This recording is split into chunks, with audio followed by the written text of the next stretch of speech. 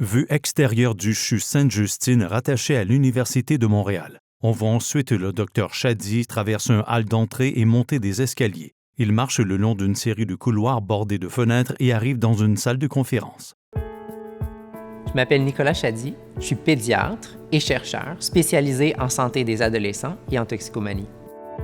Je vois des patients en clinique qui ont des difficultés, problèmes liés à l'utilisation de substances. Le docteur Chadi marche jusqu'à l'estrade et s'assoit. Il est entouré de matériel d'éclairage, de sonorisation et de prise de vue. Texte à l'écran. Dr Nicolas Chadi, MD, pédiatre et chercheur, CHU Sainte-Justine.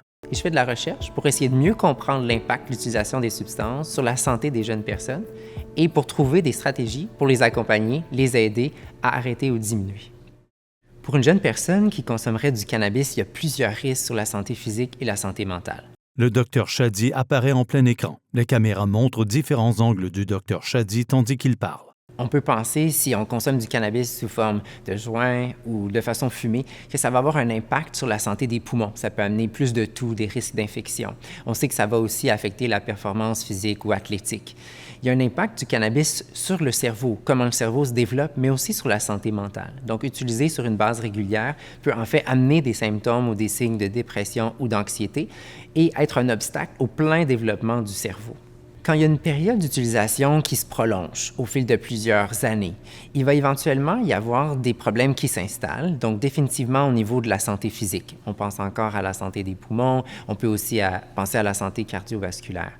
Il y a beaucoup d'impacts qui vont se faire au niveau du cerveau. On sait qu'à court terme, utiliser du cannabis peut être difficile pour la concentration, la capacité d'apprentissage. Mais à plus long terme, ça peut en fait avoir un impact sur le développement du potentiel intellectuel. Ça peut aussi amener une augmentation des risques d'avoir des maladies de santé mentale comme l'anxiété et la dépression. C'est certain qu'il y a des choix qui sont associés à la consommation de cannabis. On choisit de l'utiliser dans un contexte ou dans un autre.